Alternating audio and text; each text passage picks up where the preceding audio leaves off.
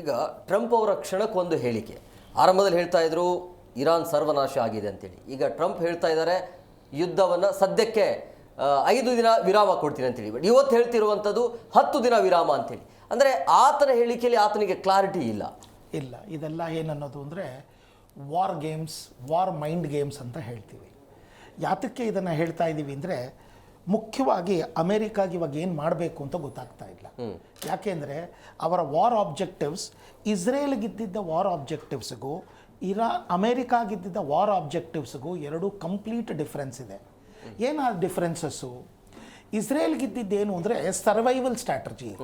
Survival ಅಂದರೆ ಎಲ್ಲಿ Iran ಕೈಯಲ್ಲಿ ನ್ಯೂಕ್ಲಿಯರ್ ವೆಪನ್ಸ್ ಸಿಗುತ್ತೆ ಅಂತ ಗೊತ್ತಾಗ್ಬಿಟ್ರೆ, ವೆಪನ್ಸ್ ಸಿಕ್ಬಿಡ್ತು ಅಂದರೆ ಫಸ್ಟು ಅವರು ಅವರ ದೇಶದ ಮೇಲೆ ಹಾಕಿ ಅವರ ಜನಾಂಗವನ್ನು ನಾಶ ಮಾಡ್ತಾರೆ ಅನ್ನೋ ಅವರಿಗೆ ಅಬ್ಸಲ್ಯೂಟ್ ಭಯ.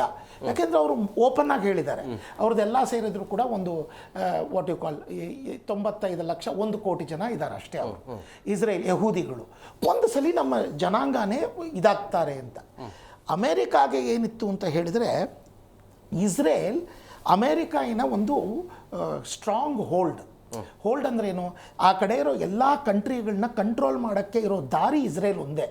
ಯಾಕೆಂದರೆ ಅಮೇರಿಕಾ ತುಂಬ ದೂರದಲ್ಲಿ ಕೂತು, ಅಂದರೆ ಇಲ್ಲಿ ಇಂಡೈರೆಕ್ಟ್ಲಿ ಆಗಿ ಅಮೆರಿಕ ಸೋಲನ್ನು ಒಪ್ಕೊಂಡಂಗೆ ಇಲ್ಲ ಹಾಗಲ್ಲ. ಈಗ ಏನಾಗಿತ್ತು ಅಂದರೆ ಇರಾನ್ ಏನಾದರೂ ಒಂದು ನ್ಯೂಕ್ಲಿಯರ್ ವೆಪನ್ ತೊಗೊಂಡ್ಬಿಟ್ರೆ ಅಮೇರಿಕಾ ಸಾರ್ವಭೌತ್ವ. ಅಮೇರಿಕಾ ಯಾವಾಗಲೂ ನಿಮ್ಮ ಮೇಲೆ ದಂಡ ಎತ್ತಿ ಬರೋದು ಎರಡೇ ವಿಷಯಕ್ಕೆ. ಅವರ ಆಯಿಲ್ ಕಂಟ್ರೋಲ್ ಸುಪ್ರೀಮಸಿ ಮೇಲೆ ಏನಾದ್ರು ನೀವು ಕಂಟ್ರೋಲ್ ತಕರಾರು ಮಾಡಿದರೆ ಯುದ್ಧಕ್ಕೆ ಬರುತ್ತೆ. ಇನ್ನೊಂದು ಅವರ ಡಾಲರ್ನ ಟಚ್ ಮಾಡಿದರೆ ಯುದ್ಧಕ್ಕೆ ಬರುತ್ತೆ. ಈ ಎರಡೇ ವಿಷಯದಲ್ಲಿ ಅವರು ಯುದ್ಧಕ್ಕೆ ಹೊರಟೋಗ್ತಾರೆ, ಬೇರೆ ಏನು ಮಾತೇ ಆಡಲ್ಲ.